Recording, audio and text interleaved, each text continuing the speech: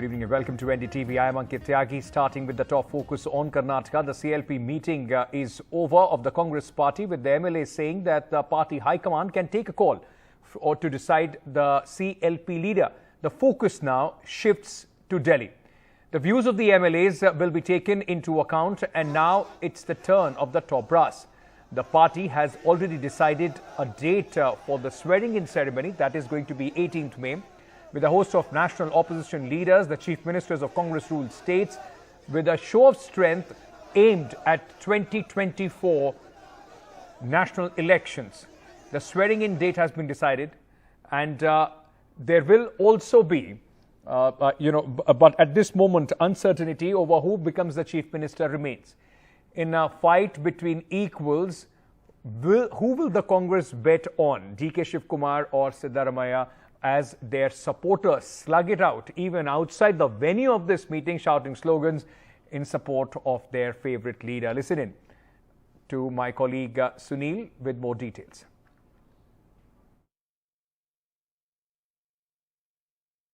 It's been a fast day in terms of political activity here in Bangalore. As we speak, each and every Congress MLA is being individually asked by the AICC leadership, the three observers, about who they support, whether they support Mr. DK Shivakumar or Mr. Siddaramaiah. And as we speak, they are, once the entire views of all the 137 MLAs, and that is including those who are supporting the Congress party, are ascertained, they will then get back to the Congress president, who has authorized these observers to give a report. What is uppermost in the mind of the Congress leadership is that whoever, be it Mr. DK Shivakumar or Mr. Siddaramaiah, they are able to deliver on terms of the guarantees that has been promised by the Congress party, and ensure that in the next Lok Sabha elections, they will be able to get the maximum number of MLAs, MPs in that entire election. Having said that, 18th is the day for the swearing-in ceremony. Sonia Gandhi, as well as Rahul Gandhi and Priyanka Gandhi Vadra, are expected to be present along with the Congress president, and all like-minded opposition parties have been invited to participate in this process to show broader opposition unity. Mr. Surjewala, Randeep Singh Surjewala, also came out after the meeting and explained the process from here on.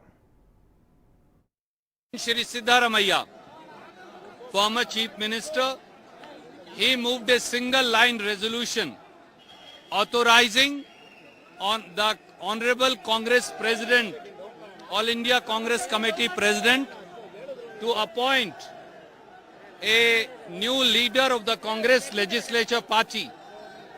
135 Congress MLAs proceeded to unanimously approve that resolution.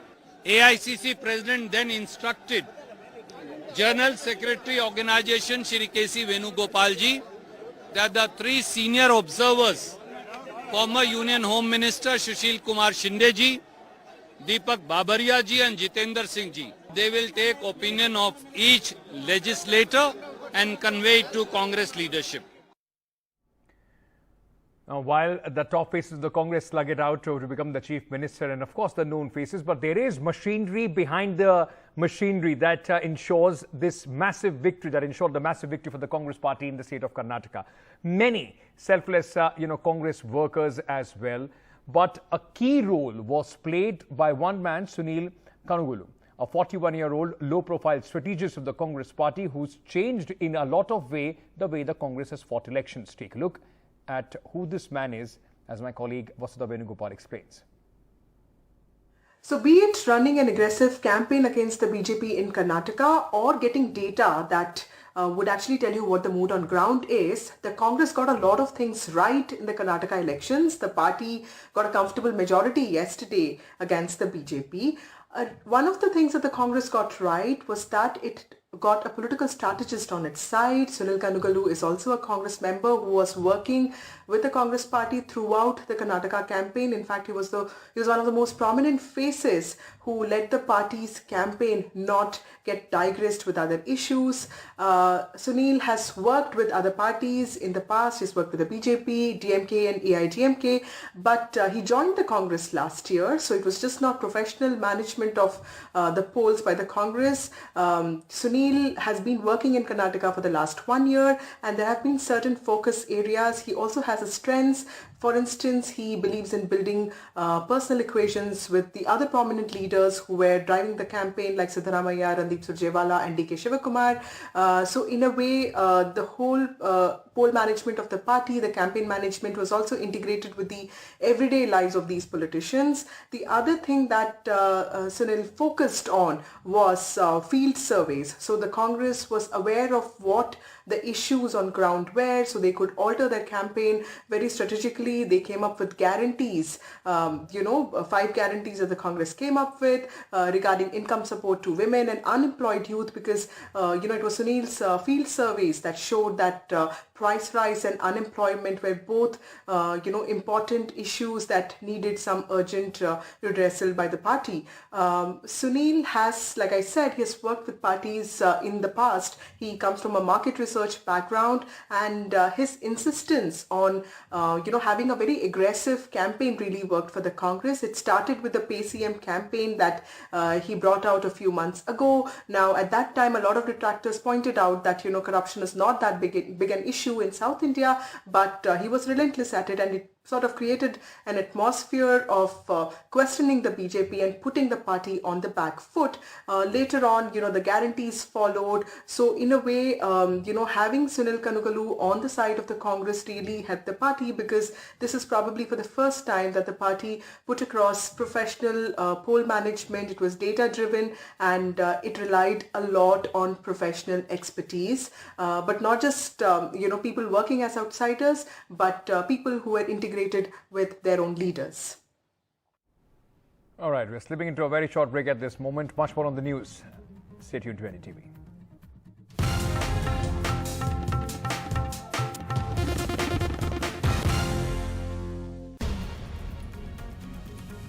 Buoyed by the Karnataka win of the Congress party, the opposition senses an opportunity against the BJP. And in that aspect, a meeting which was called today of the Mahavikas Aghadi by Sharad Pawar is being seen as an important move forward.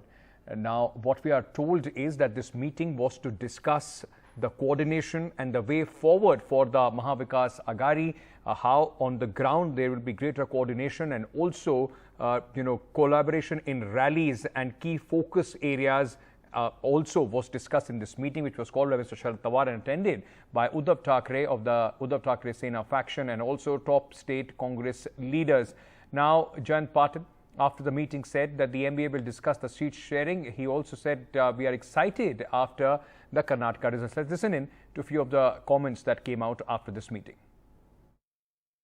कई राज्यों में कोई single party जैसे कर्नाटक में कांग्रेस ने किया, इस तरह की एक शक्ति दिखा सकती है बीजेपी के खिलाफ, और कई राज्यों में like minded party minimum common programme पर सामने जाकर लोगों के सामने एक अल्टरनेटिव दे सकते हैं। ये दोनों सेक्शन में हम लोगों का ध्यान होगा, बाकी साथियों से बात करनी होगी। ये प्रोसेस हम शुरू करेंगे। जब तक कोई फाइनल नहीं आता तब तक डिटेल बताना ठीक नहीं।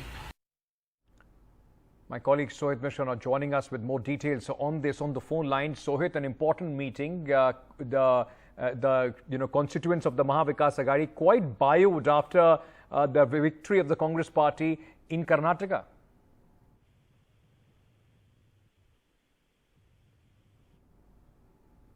Sohit, if you can hear me, what was discussed in this meeting? Well, it was a meeting, and when Sharad spoke, when the entire issue regarding his presidency was going on, even at that time he said that the formation of Mahavikas Aghadi showed that if the parties came together, then they could fight against the BJP. And that's why with more than over a year left for the Lok Sabha as well as the Maharashtra Assembly elections, in the meeting that happened today at Silver Oak in Mumbai, what was discussed was how would be the seat shared between three parties, because usually it is easy to share seats within two parties, but to share seats within three parties would be a challenge, and that is why what Pawar wants to do is to address it right now. So the discussions for that begin. Another important thing is regarding the Karnataka election results. So even that was discussed, and what the party leaders decided is to understand what worked in the favor of Congress over there and to repeat that in Maharashtra as well. Now remember that after Uttar Pradesh, if we talk about Lok Sabha seats, Maharashtra has 48, which is the second highest seat. And what the Mahavikas Aghadi Alliance has learned is that if we talk about the by-polls that happened, wherever they contested together, they were able to defeat the BJP. And that is what one thing focus. Right. And today's meeting was said to be an important meeting, and in the coming days there will be a series of such meetings, sort out the details of the seat sharing, the way ahead, and also another important thing that they discussed was the observation of this court, the Maharashtra government, as well as whatever the Mahavikas Aghadi have been. So they will be taking these observations also forward throughout their rallies, and also their discussion for the next year's elections as well as this year's municipal corporation elections were discussed at Silver Oak today. All right. Thank you so much, Sohit, for joining us with all those details. Now let's shift focus to another story from Maharashtra itself. Violence broke out between two groups over a minor dispute in the Old City police station area of Akola district in Maharashtra. According to the police, the two conflicting groups pelted stones at each other, damaged vehicles and caused ruckus on the street. Section 144 has now been imposed in the district by the order of the district collector. The police are examining the CCTV footage to try and identify and arrest the rioters. The police says that they have registered an FIR against 120 people involved in the clashes.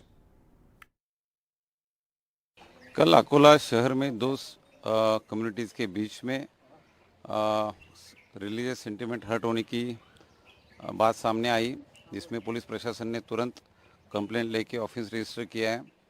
उसके बाद ये दो communities के बीच में तनाव रहा, जिसमें stone pelting भी हुआ है, कुछ गाड़ियों के ऊपर भी पथराव हुआ, जिसमें गाड़ियों का नुकसान भी हुआ है। कुछ एक जगह पे गाड़ियाँ टॉर्च भी की गई है। एक ब्रॉड डेड है सिविल हॉस्पिटल में, पर वो कौन सी जगह से वहाँ तक पहुँचे इसके बारे में हमारी तफ्तीश चल रही है, उसके बाद ही हम लोग बता पाएंगे। अभी तक 26 लोगों को हिरासत में लिया गया है। और कितने लोग घायल हैं इसमें? इसमें टोटल 8 घायल है, जिसमें 2 पुलिस कर्मचारी है, बाकी सिविलियन है, पर सारे लोग खतरे के बाहर है। Meanwhile, CBI's new chief has been appointed. Karnataka Director General of Police Praveen Sood has been appointed as the next Central Bureau of Investigation Director for the next 2 years. The top cop's name was finalized by a high-level meeting comprising of the Prime Minister, Chief Justice of India and the Leader of Opposition in Lok Sabha. A 1986 batch IPS officer from the Karnataka cadre, Sood will take over as from the current chief Shivakumar after the completion of his tenure.